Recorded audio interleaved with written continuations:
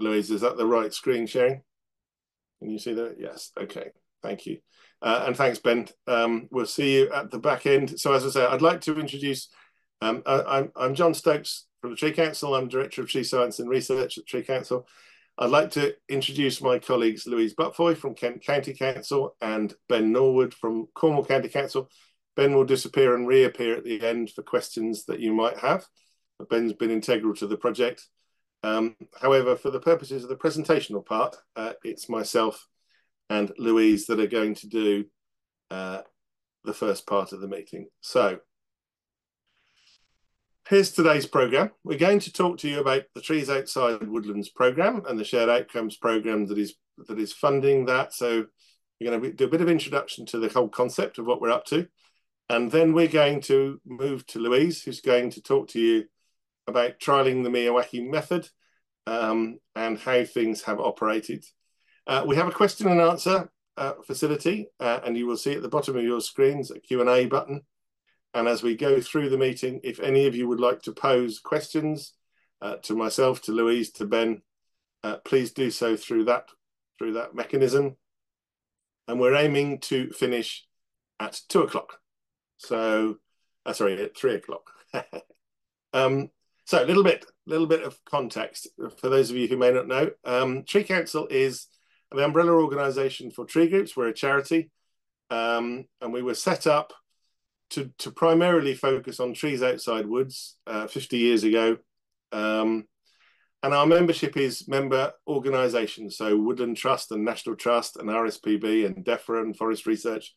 Our members are organisations, not individuals. And our job is really to do these 4 things. We do community action, engaging people like tree wardens and the community in trees. We have a whole programme of young learners where we've got young tree champions that we engage young people in trees.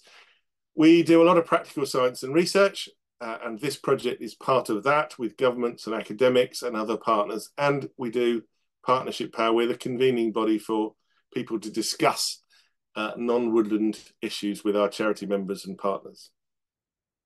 And the Trees Outside Woods has been our purpose for existence for all of those 50 years. Forestry Commission were always the woodland organisation.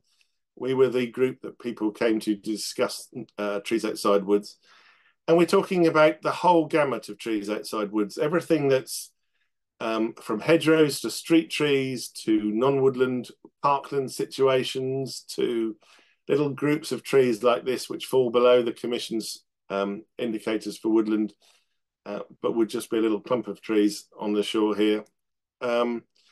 So this project has focused on those trees outside woodlands, those blocks of trees that aren't anything to do with the woodland, to see if we can get better ways of encouraging them.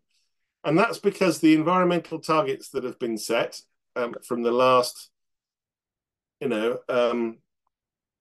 environmental improvement plan were that we needed to establish nearly 250,000 trees over the next 26 years outside of the woods, in the places where we've got the people. And we need to find different ways of doing that. And it's really quite surprising when you look at how many trees there are outside the woods. This was the first time we tried this a few years ago, where we looked at the stats and we suddenly realized that commercial forestry is obviously one of the biggest sector of trees in our landscape. Ancient and long established woodlands are the second. But this great chunk here is hedgerows and other linear features. And most of these small groups here of wood pasture and groups of trees and lone trees, they make up a huge potential and a huge part of our tree cover around the country. But they've often been missed out of the targets. They've often been missed out of the funding. They've often been missed out of a whole range of things over the last 30 years while I've been doing this. And so this project was a way of exploring some of that and looking at how we can get more trees establishing in the non-woodland world. And the stats are really quite surprising when you look at them. This is from some research that was done by Forest Research last year, but it turns out that 3.2% of Britain's land area is actually covered by non-woodland trees. That's a big chunk of our treescape. There's I can't remember the exact number, 11.6% woodland, nearly 3% then was non-woodland trees. And they potentially form anything up to 20% of all the live carbon that's locked up in trees in the country. So if we can work out ways to get more of these trees into the landscape, that is a very valuable thing to do. And that's what this work that you're going to hear about today has been trying to achieve. The thing is that we've often heard suggestions from people that it's too difficult to establish trees outside woods. It's expensive, especially in urban areas. And we're paraphrasing the sorts of stuff that we've heard here, but these have often been the arguments for not doing more of it, that they just don't survive. There's less research on how you do it and how you can establish them. And it wasn't easy to get funding to support these trees outside woods. So we wanted, as a collective, to see if we could find out how we could better create more trees outside woods. And so this project was set up. It's a remarkable project, which is a partnership of a whole range of groups and players. We have DEFRA, which is vital to the equation. We have Natural England and FERA, who as agencies have played an invaluable role in helping us to work through all of the structures and processes and data recording and data analysis that we've needed to have really strong results. We've had ourselves from the Tree Council, who were here to help pull things together and work with our partners across the board, and then to do this dissemination of some of the results.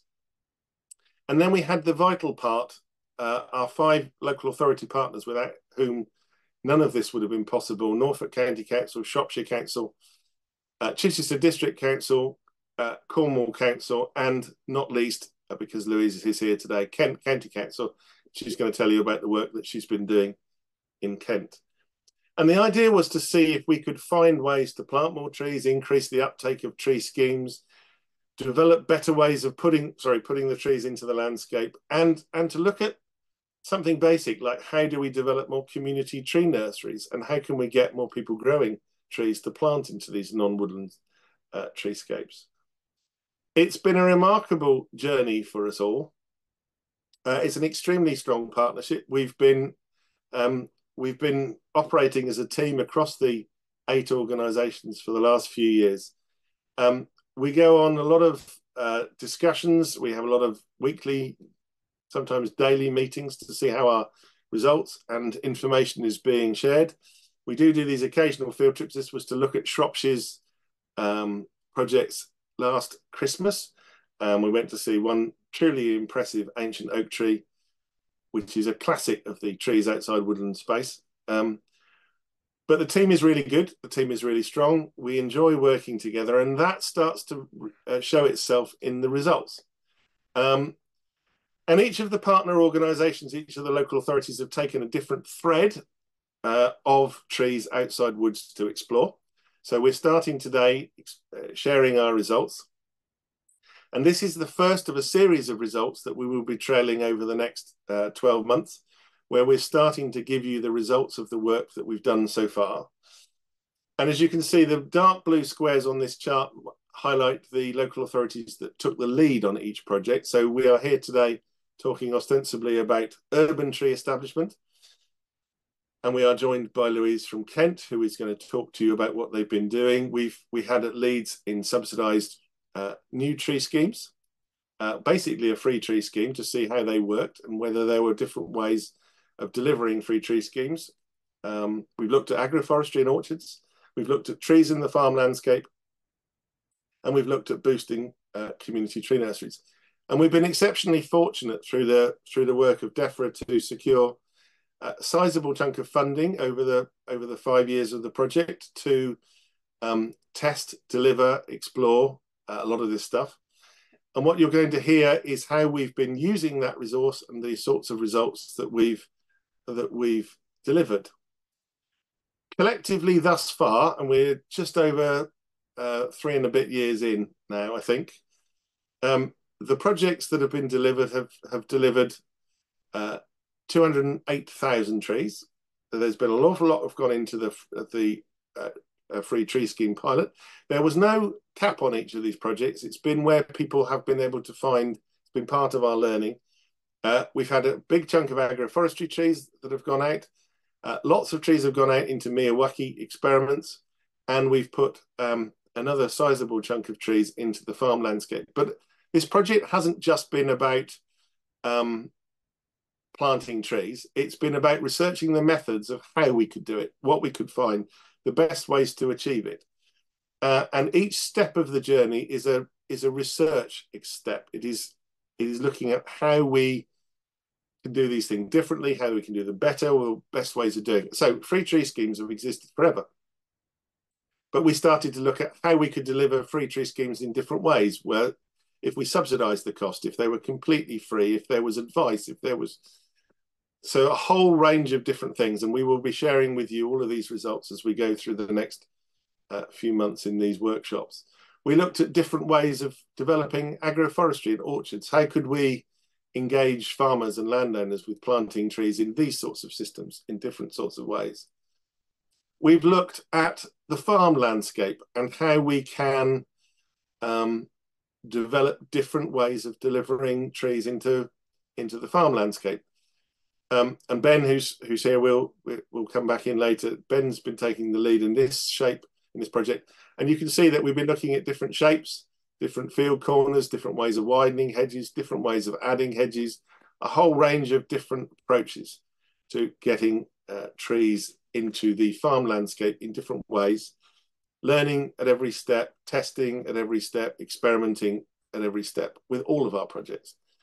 And we've also looked at how we could boost the community tree nursery sector, how we could get people to grow their own trees locally in biosecure ways that delivered not a huge percentage of the nation's trees that are grown commercially, but enough that it makes us a local dent in certain ways in providing trees for that local community. And the one on the right there is a tree nursery that's set up in Shropshire, where the town council grows all its own trees for its own projects, looking at how it can provide those to the local community.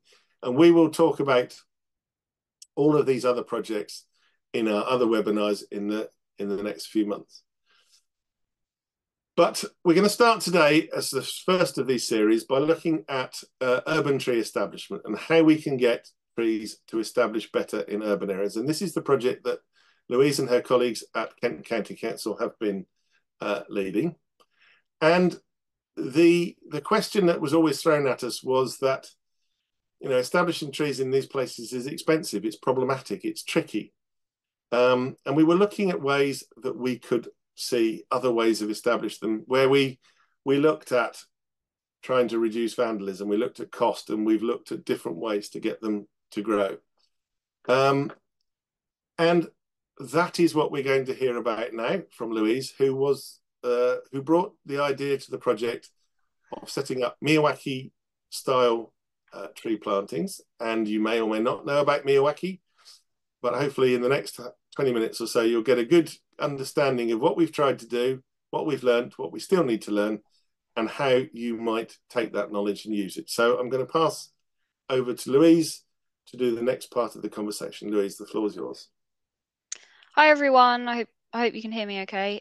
So yeah, my name's Louise. I'm the Trees Outside Woodlands Project Officer at Kent County Council, and here in Kent we've been leading on the urban aspect of the wider Trees Outside Woodlands programme. So what is the Miyawaki method?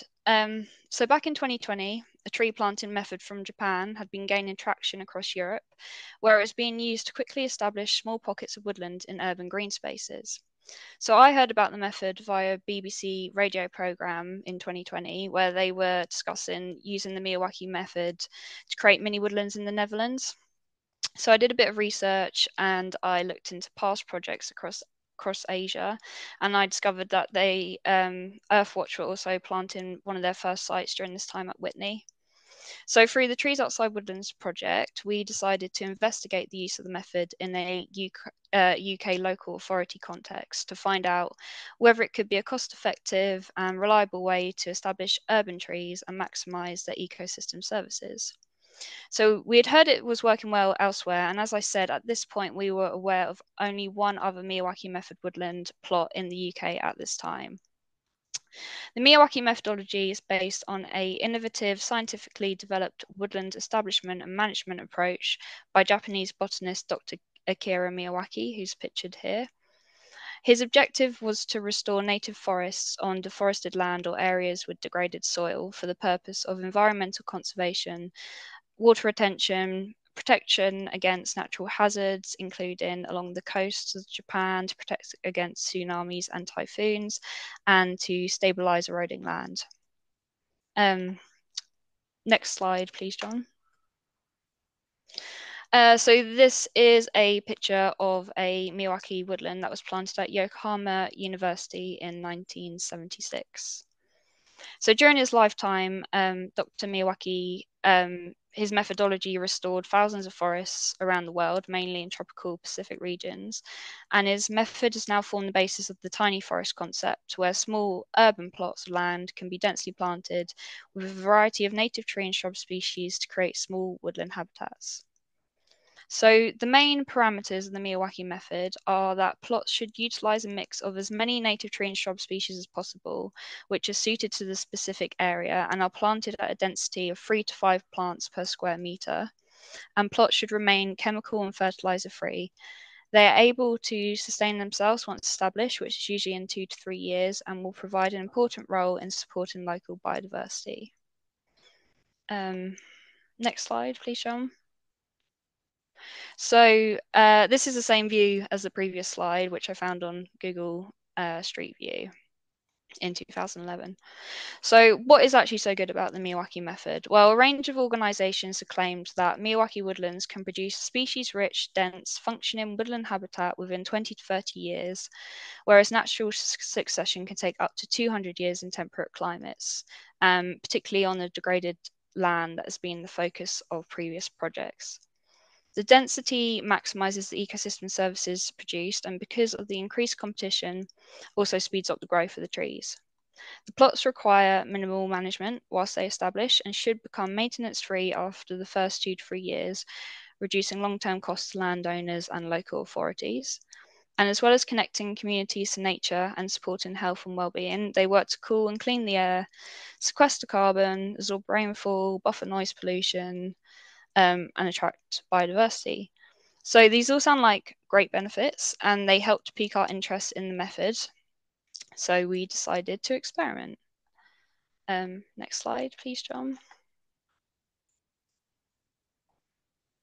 Okay, so our experiment design.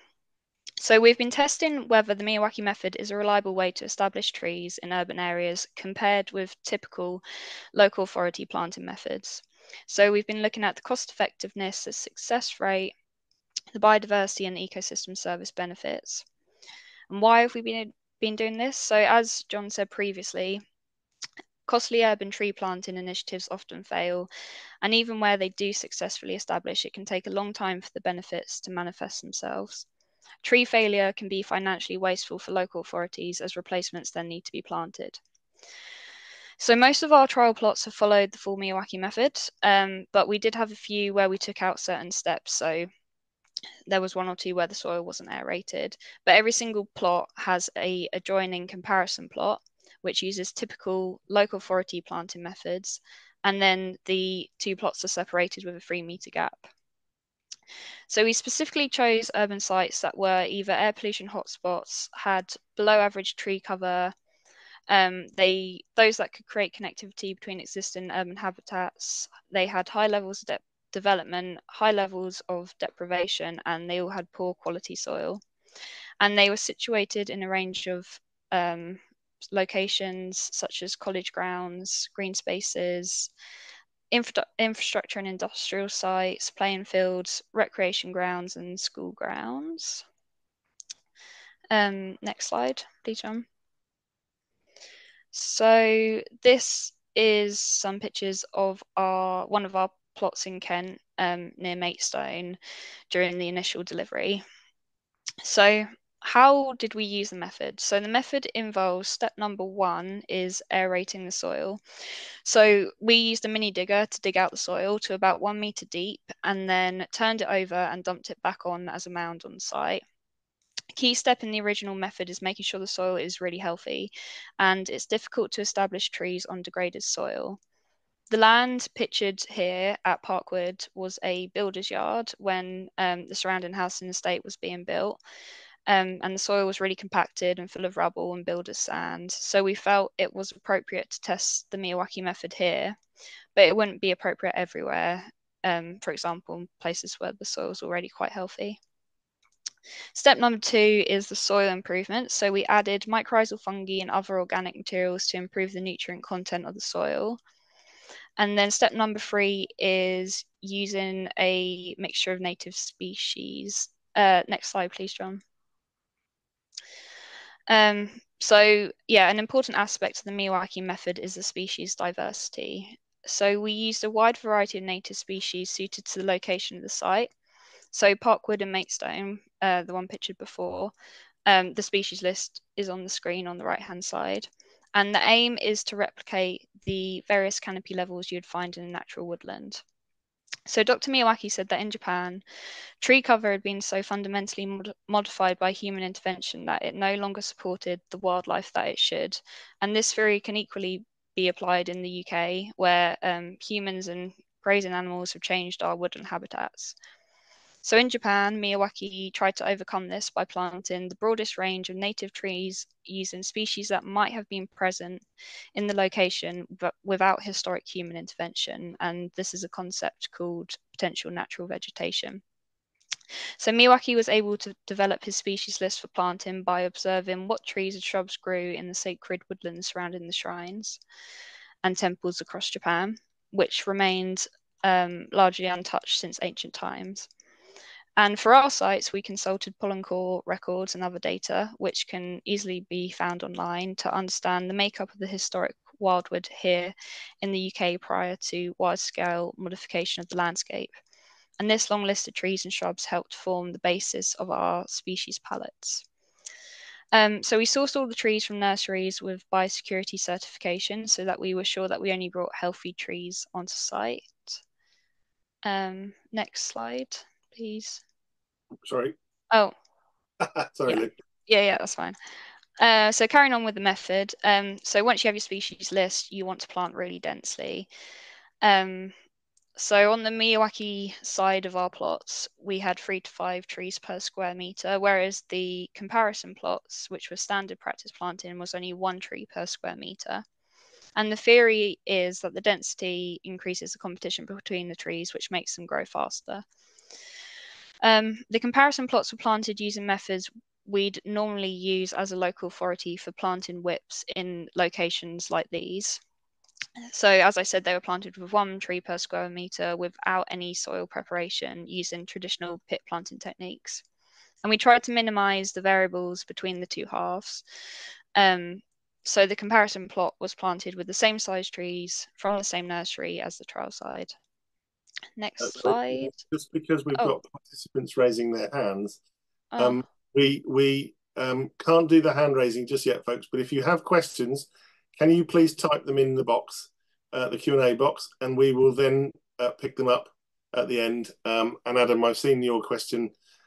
We'll come back to all of that at the end. We'll let Louise keep going, but if you can post your questions, we will come back to it. Apologies, Louise, for cutting in. that's fine. Okay. Next slide. Okay, so yeah, then the final step is the maintenance. So mulching and watering for the first 3 years after planting, after which point the Miyawaki plot should become self-sustaining. In our experiments, we watered all plots equally. The comparison plots were only mulched if that was the standard practice within the local authority. And these pictures here show how each of the different local authorities ensured their plots were suited and adapted to each location. Next slide. So monitoring and evaluation. This is one of the most important aspects of the Trees Outside Woodlands programme. So here I've listed some of the key data sets we've been collecting. So costs, tree cover, increase and decrease, number of dead trees, species, breakdown of dead trees, cause of death, community engagement, additional observations. So that's usually if there's been vandalism or anything like that. Soil carbon and nitrogen content change, that was done using soil samples. And then the ones in green are the data that will be completed at the end of the project. Next slide. So now I'm going to talk about the findings, including the growth rate, survival, cost effectiveness, and unknown futures. Next slide, please, John. So growth rates. So I'll just say quickly that these the images show the growth rate of our parkwood plot in Matestone since planting. So it's a kind of a slideshow of like a time lapse, but I'll go through it in a minute. So I'll just say some points about what we found is that the growth rates have been higher across all the Miyawaki plots compared to the comparison plots. And in Parkwood here, after 3.5 years, the trees generally resemble a dense thicket of early successional woodland, which you'll see in a minute. And some of the biggest trees are about 15 feet tall. So John, do you want to just go through slowly the next few slides? So this is April, 1 year, 2 months after this. I should say this plot was planted in February 2021.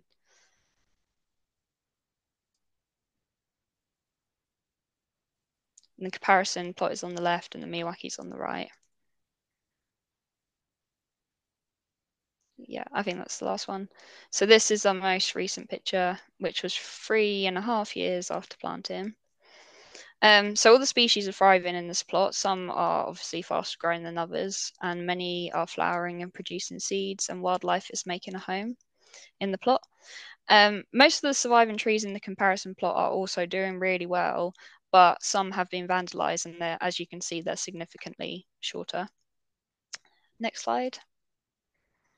So this is from Google Earth, and it's this was during the really bad drought we had in 2022. And as I said, both sides of our plot were being watered the same amount, but you can see the Miyawaki is still green and everything else is yellow. Next slide, please. So I've got some pictures here of some of our younger plots. This is in Cornwall, 1 year after planting, and you can see the comparison plot on the left and the Miyawaki trees on the right, which are slightly taller. And then next one. So this is in Norfolk, and 1.5 years after planting. The Miyawaki's on the left, and the standard practice planting is on the right. And next one. This is the same site, but just from a different angle. And I've put an arrow pointing to the tree and the control. Next slide. So survival rates. So this graph, so at the bottom of the graph is the name of each of our trial plots across the country, with the control plots on the left and the Miyawaki plots on the right. The green shows the percentage of living trees in each plot, and the red is the percentage of dead or missing trees. So for example, if you look along the bottom, PW is the Parkwood one you've just seen all the pictures of before. And the control has approximately 85% alive trees. And the Miyawaki has 100% alive. Another example is SH, which is Sheringham, where the control has just over 10% of trees alive, and the Miyawaki has 100%. So our findings so far show obviously a significantly greater survival in the Miyawaki plots, with an average of 79% compared to the comparison plots, which is 47%. Bearing in mind this was all achieved during the drought in summer 2022. Across all of our trial sites, on average, there was a 30% difference in survival rates between the standard planting plots and the Miyawaki plots. Next slide. So costs.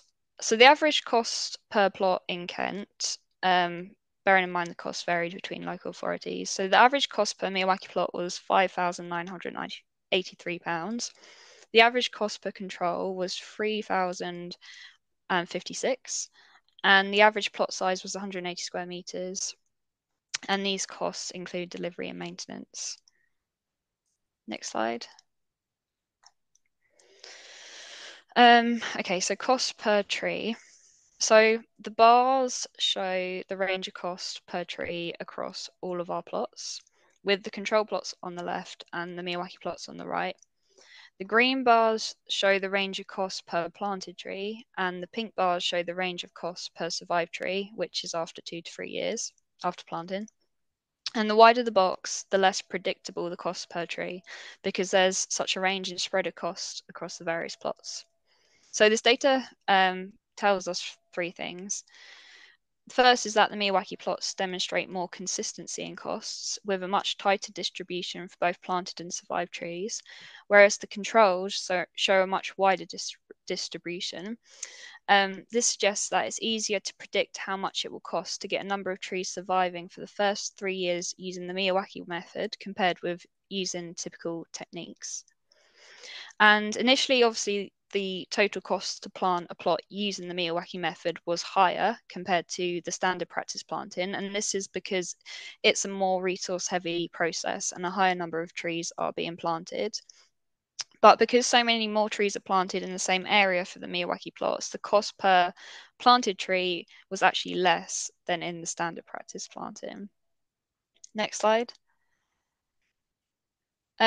So when you look at the proportion of surviving trees, the average median cost of the Miyawaki method was approximately £10 per survived tree against £50 for standard practice planting methods.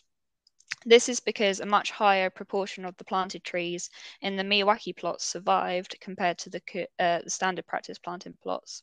And this all indicates that in our experiments, the Miyawaki method has been much more cost efficient in both planting and survival compared to the standard practice plots. And that's at least over the first 3 years. Next slide. So, what conclusions are we able to draw from this data? Well, we can't predict how these plots will perform in the long term. One option is that the plots could self-thin as the bigger trees outcompete the little ones until we are left with only a few trees, and then the Miyawaki plot will maybe end up looking not much different to the controls. Or the other option is the trees could become weak and crowded. We don't really know. We can only look to the much larger pioneering Miyawaki plots in Asia to imagine how ours might look in 50 years' time. And they could be like the ones in Japan, which are now healthy woodlands with self-sustaining canopy layers. Although our experiments were limited and more research, testing, replication, and time is needed before we can say for sure, our results do indicate that where land is degraded, using elements of the Miyawaki method can result in a relatively reliable and high survival rate for newly planted trees. The early establishment success and fast growth rates can provide land managers with trees that can overcome the challenges associated with establishment in tough urban areas, creating a robust instant impact feature and reducing the risk of fatal damage and the constraints of local authorities in delivering long-term maintenance. So to sum it up, I basically think it's about giving trees the best head start, getting them past the first crucial years and providing more tree cover and more benefits more quickly. So what's next? Next slide, please. So the next iteration of our trials, we are testing different elements of the Miyawaki method now to see if any individual aspect is having a particular effect. And this is to see if we can produce good results, but reduce the initial cost of the method, and also perhaps reduce the disturbance to the soil. So yeah, these are some of the questions we're asking. So what are the key drivers of success across our phase 1 plots? Can we design a cheaper but still effective Miyawaki style method? Can we reduce the carbon costs and soil impacts whilst maintaining the efficacy of the method? And what are the wider applications of Miyawaki method planting? Next slide. So these are some pictures, and on the previous slide as well, these are some pictures of our phase 2 plots. We call them pizza style plots. And in each one, we're testing 5 variations of a specific intervention in a single plot. So, for example, we wondered if simply planting really densely would have an impact on tree survival and growth, potentially due to the competition between the trees and the shading out of the weeds, or whether we can get the same effects of a Miyawaki without such intensive soil preparation. The method seems to give planted trees the best chance of survival in difficult conditions, but there will be situations and sites where all the elements of the method is not necessary. So we were interested to see what effects each specific element had. So we're not trying to create a woodland here with our experiments. We're testing a method of getting trees to establish well. Next slide. So this is the last slide. So on the screen is the web address and QR code link to the project webpage, which hosts our project report, which was published by DEFRA quite recently. And it details all of the findings from this experiment. And also our YouTube film is there as well. So finally, I want to say that for me, it's been a really great opportunity to work on this collaborative pilot project, being able to try out novel approaches where failure is just as much as a valid outcome as success, and having the freedom to experiment has been absolutely fantastic, and I've learned so much. So thank you to all the project partners, DEFRA, Natural England, Tree Council, and all the other local authorities for getting us to this stage where we can share our exciting results. So thank you everyone for listening. Thank you, Louise. I'll give you the round of applause that the audience would probably have done if they could have been there to do it. So I'm going to stop the sharing. Oh no, they can apparently. Look, they're doing it for me. So we have lots and lots of questions that you've all asked. So we're going to try and get through as many of them as we can over the next remaining 20 minutes. If you have any questions, I might ask for follow-ups if Louise doesn't understand the question, in which case we will ask you to jump in and come back with a follow-up. And we're going to start with Helen's question, who asked, Ben, do you want to come? Yeah, hi, Ben. So Ben's been obviously doing this in Cornwall as one of the partners alongside Louise. So between them, we should be able to answer most of these questions. So Helen says, what's the minimum plot size for this method, Louise? Sorry, I put myself on mute. So our smallest ones were about 170 square meters, but we are, during phase 2, we're testing mini Miyawakis, which is where we're just planting a meter square plot. I don't really think there is a minimum size. It depends what the outcome, it depends what you want from the plot, really. So yeah, we've planted a range during this project. And that's an important part that we started to realize we didn't understand what was going on. So therefore we were looking at that idea of what the minimum size is. And so Helen, we just, as Louise said, we've got down to really, really small plots to see if it makes any difference. Ben, what about in Cornwall? So the sites we had in Cornwall, we went to probably the whole area, the whole trial area was about 3 times the size of a tennis court. So actually you can go up to a fair size, but it just depends on, I suppose, budgetary constraints would be the main aspect on it. Okay, thank you. John asks, given the density of tree planting, what are the implications for ground flora and biodiversity associated with woodland edge and glade habitats, i.e. some light and sunshine?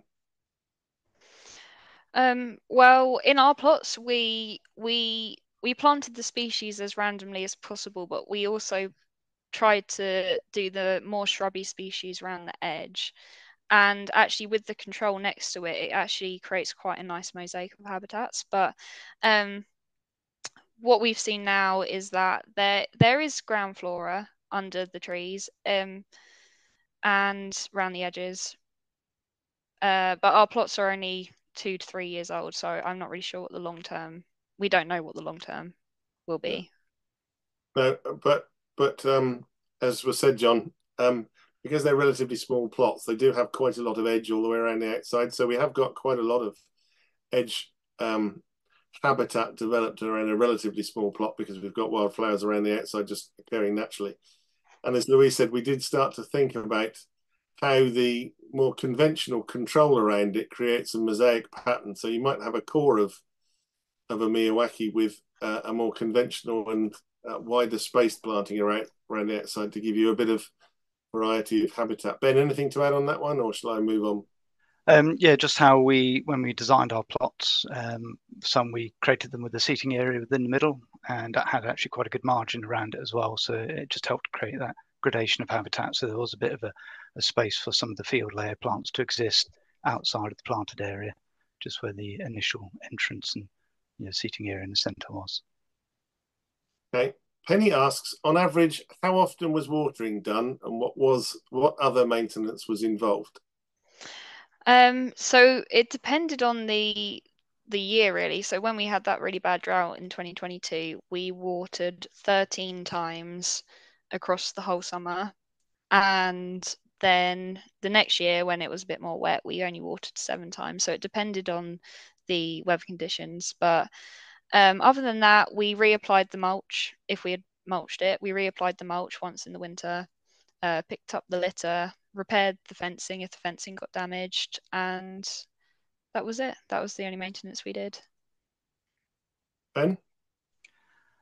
In Cornwall, I was the watering didn't actually happen because we had problems with the maintenance contract, but that was uniform throughout all the plots we had. And besides that, it has just been a very similar approach to just general litter picking, which the school where we had ours undertook, and we had a few losses just through accidental breakages. So they were just noted in the trial. Okay, thank you. Phoebe asks, have you had less vandalism? Ben, we'll start with you this time because we'll just go just for. Yeah, I suppose the situation of ours, because they were in school grounds, wasn't necessarily direct vandalism, but there were accidental breakages just because of the proximity to, and essentially the areas weren't fenced off from the school children. That was a requirement from the schools, that they actually wanted them to become immersive and sort of learning spaces in the future. So we were sort of keen to keep that sort of open nature of the plots. So yeah, there were a few accidental damages near where the kids were seated or where they have the seating areas, but besides that, we haven't had any issues with that. Please. So for all of our plots, apart from one, are in public parks and green spaces, and we did fence them off because we were worried about electric scooters and bikes and sit on lawnmowers mainly, more than worrying about people. And you can climb over the fence isn't tall, like you can climb over it if you really want to. So the standard practice planting trees, there was a year where quite a lot of them got snapped. Most of them survived and grew back just fine. But the only damage to the Miyawaki plot was just around the edges. It was way too dense and bushy and big for people to even be able to get into it to cause any vandalism. Emily from Hampshire. Hi, Emily from Hampshire. No, Emily from Hampshire wants to know about where you found the pollen core records, Louise, and in order to get your species diversity. Yeah, I found it online. There was a couple of different research papers for different samples taken across Kent, like some in the Weald, some on the green sand, and yeah, so I found it online. Okay. I'm not. Yeah. If you've got a link, we'll post the link later to where you found it, Louise, and we'll put that in the chat, or send it out to people later. Yeah, and then we just used our MVC types to inform the tree species assemblages in Cornwall. So what is found in sort of local woodlands around our area. Okay. Lauren says, when you turned the soil over to aerate it, did you find that there was any detriment to the trees or the soil when the weather conditions have been extreme, such as a lot of rain or the dry weather making the soil hard and cracked?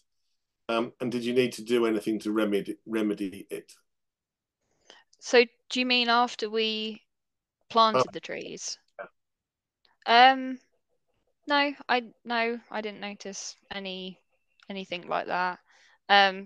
Very quickly Had your organic matter, didn't you? So yeah. So we added mycorrhizal fungi and like homemade teas and stuff into the soil, and then we covered it with a layer of mulch, so it didn't get cracked. It retained its moisture, and then it very quickly other plants started to grow there as well.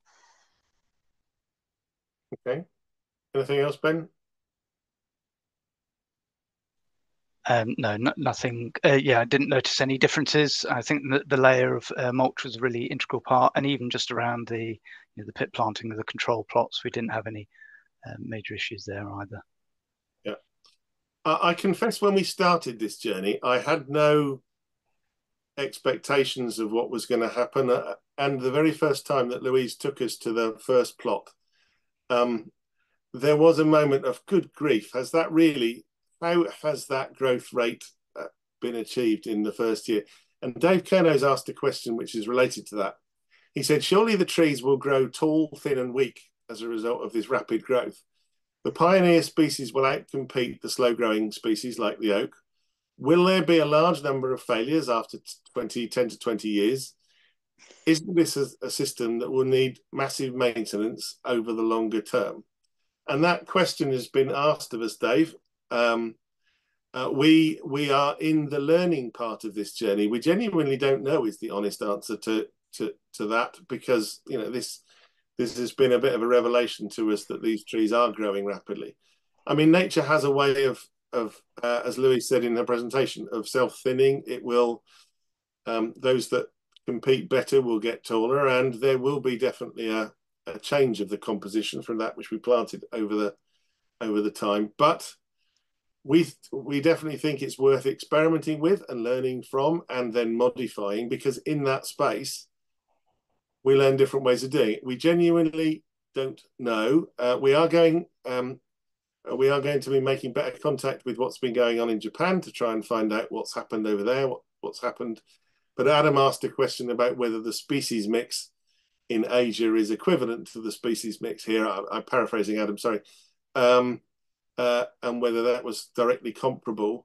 So what do you two think about the tall, thin, weedy question that's been asked? Ben, do you want to answer that?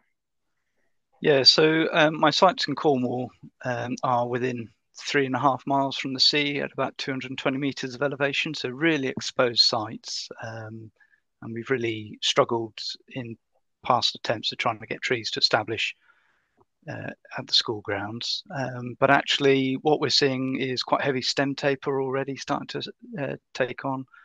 And because there's that sort of nursing effect, they do, and that's also within the control plot, because that is still quite a high density of planting. It's just having that general nursing effect, which is giving good structure as well. So they're not too weedy. And I think one of the other benefits is that the whole experimental site hasn't been guarded with individual tree guards on our site, so they haven't been sort of artificially supported, which has been a really seems to be showing good results at the moment. Anything you had to add to that, Louise? No. No. So we are in that learning curve, Dave, and we will. And it comes back to what are we achieving to purpose? We're not trying to go a commercial woodland where it matters what shape the trees are. If they become stunted, if they become tall and thin, but they survive, all of these things are part of the conversation. And from my perspective at the Tree Council, if we get 1 or 2 decent oak trees over the long term out of a plot, then that has been an interesting establishment experiment. We've got trees to establish, and in that time frame, we've had all the biodiversity values of the clump of a scrub around it. So a lot to be learned, and we're only at the beginning of the journey, but it's been an interesting start. Lots more questions. Jack says, do you think the method could be applied to farm landscapes such as for field corners and other underutilized area? Ben, as that plays into your trees in the farm landscape question, maybe we'll start with you on that one. Um, I, I, I think you'd have to take it on a case by case basis, depending on what had been going on in the soil beforehand, possibly in an arable field environment where the soils might be exhausted. But for something like a permanent pasture area, I'd probably really question or challenge myself as to whether it would be the most appropriate way, having that quite heavy soil disturbance in the first instance. And actually, this is for us, for me in particular, where the next stage of the pilot is actually quite interesting, because can you take some of those elements, be it the dense planting or the topical treatments, and factor those into your everyday planting? Because for some small scale planting, doing heavy soil interventions isn't really a cost-effective way of doing things, really. And even in what we might have done in the 70s around woodland planting, we're not doing nowadays. So, Louise? Yeah, I would just completely agree with Ben and just say it depends on the site, it depends on the soil. You wouldn't want to do such an intensive thing on a place where the soil's already healthy. No. It's not necessary. And we then get to a question about carbon. Anna says, and this is for you, Louise. Anna says, fantastic presentation, so kudos on that. Is the amount of carbon captured during the growing season equivalent to that lost due to soil disturbance at the start? We are going to be working that out. So we've taken before soil samples, which we've sent to Forest Research, and we've got the total carbon, total nitrogen content data, and we've done that to all our sites. And then at the end of the project, we're going to be taking after soil samples, and we are also we've got a PhD student, who's going to be doing a deep dive monitoring survey over the next year or so for all of our Miyawaki plots to find out this information. We should stress, though, that as Louise has said a number of times, but it's always worth repeating, we did look for soils that had degraded carbon before we started. And back to Ben's point about where you would do it on farmland, you wouldn't necessarily want to do this sort of intensive measures where you've got good, healthy soil. This was a deliberate strategy to look at degraded soils and how we might improve. And I'm not holding my breath that we'll see massive carbon improvements, because we know that soil carbon takes thousands of years to develop. So whether we'll actually see anything over the few years of our experiment will be interesting. It will be to see whether it's dropped from its low levels and whether it's got back to it, I think will be the question. But it's an experiment and we will find out. Tim says, no, we'll do that one. Do we do Tim's ones last? Joran says, did Miyawaki plots suffer less damage from deer given the density of planting? Louise, do you want to do that one? Well, where we planted ours in Kent, we don't have any deer. There's only really deer in West Kent. So I can't answer that. Sorry. Yeah, I'm sorry, Jordan. Somebody typed your name wrong and I didn't realise it was you that had typed the question. So that was Jordan from West Sussex that asked that one. I'll just quickly say as well, though, that in some of our partner local authority trial plots, they did use deer fencing. Yeah. I know. So Do you have deer problems? in one site we have had to deer fence, but others were behind the school security perimeter fencing, so we didn't have to factor that in. Okay. Caroline's got a statement which is more of a statement than a question, but I think it's worth reading out. She says that she doesn't water their Miyawaki plots at all, even in the drought. I think a nearby plot got watered just once. It's a huge advantage, and I guess she means financially, and definitely worth researching actually not watering. And one of the things that you found, Louise, was that drought picture I always think is really quite striking, the small patch of green that was there on that field, despite, but you watered at your point, didn't you? Can I just quickly say, during our phase 2 trials, one of the things we are looking at is whether all the maintenance that we've been doing is actually necessary, because it's such a big cost for local authorities.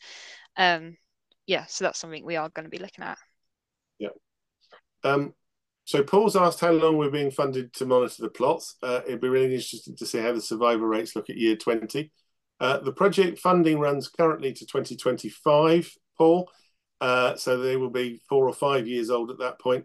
But we at Tree Council will be working with the local authorities and others to monitor them in the longer term, with or without that, because we want to know the answer to the question. So we're in this for the long haul. We're all in this for the long haul. There's hope that we might extend our funding to be able to do more longer term monitoring. All of that is part of the equation, but we had to get started with something, and we've got started.